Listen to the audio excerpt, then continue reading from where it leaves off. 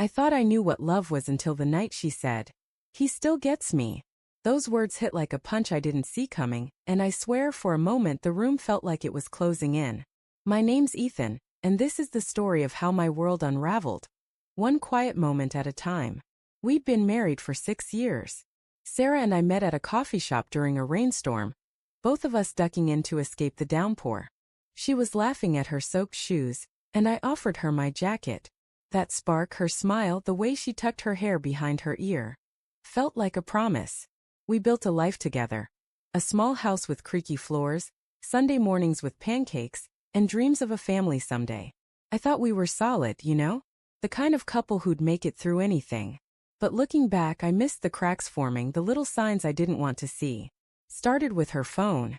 She'd always been private, but lately she'd tilt the screen away when I walked by, her fingers quick to lock it. I told myself it was nothing, just work emails maybe. But then there were the late nights. She'd say she was catching up with friends, but her stories didn't add up. One night, she came home smelling faintly of cologne, not mine.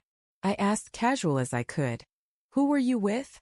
She smiled too quick and said, "Just the girls." Her eyes didn't meet mine.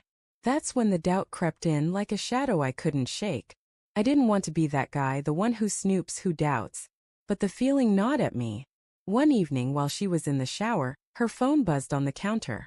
A text lit up the screen. "Miss you. Call me." No name, just a number. My stomach twisted. I didn't touch the phone, but I memorized those digits. Later, when she was asleep, I checked her call history. That number showed up too many times, late-night calls, quick texts.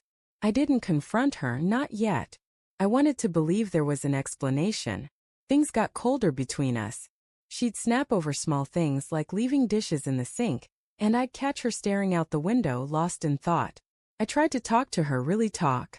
One night, over dinner, I reached for her hand and said, "Sarah, are we okay?" She pulled back just a little and said, "Of course, Ethan. I'm just stressed." But her voice was tight, like she was holding something back. I let it go, but the silence between us grew louder every day. Then came the night that broke me. We were on the couch, half watching some show, when her phone pinged. She grabbed it too fast, her fingers fumbling.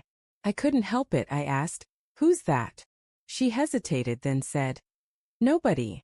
But I saw the name flash before she hit it. Mark. Her ex. The guy she dated before me, the one she'd called intense but never talked about much. My heart started pounding.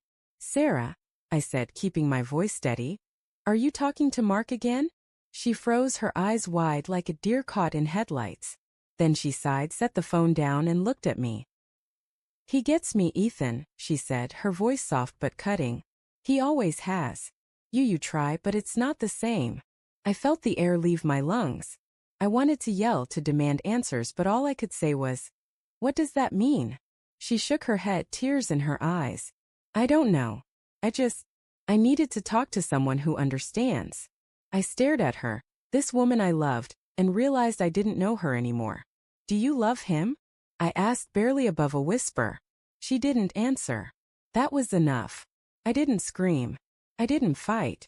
I just stood up, grabbed my keys, and walked out. The night air was cold, and I drove aimlessly, her words echoing in my head. "He gets me." I pulled into a motel parking lot and sat there, staring at the neon sign, wondering where I went wrong. I loved her with everything I had, but it wasn't enough. I kept my phone on, half expecting her to call, to say she was sorry.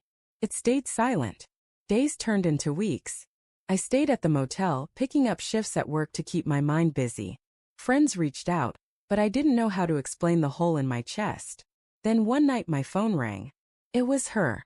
I almost didn't answer, but something made me pick up. Her voice was small, shaky. "Ethan?" He didn't answer. I frowned, confused. "What?" She took a breath.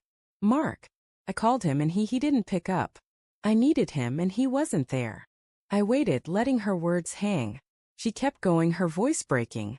"I messed up, Ethan. I thought he was what I wanted, but it's you. It's always been you."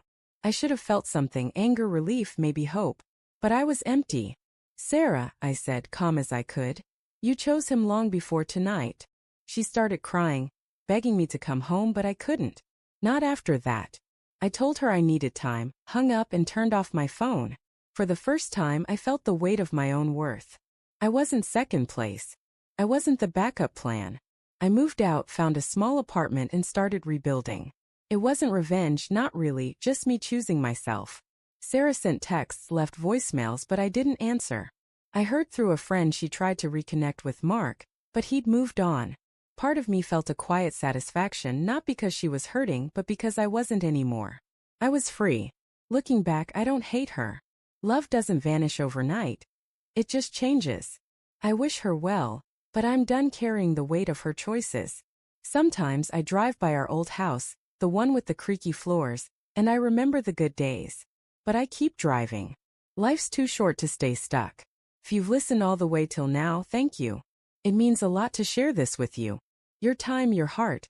It keeps stories like mine alive.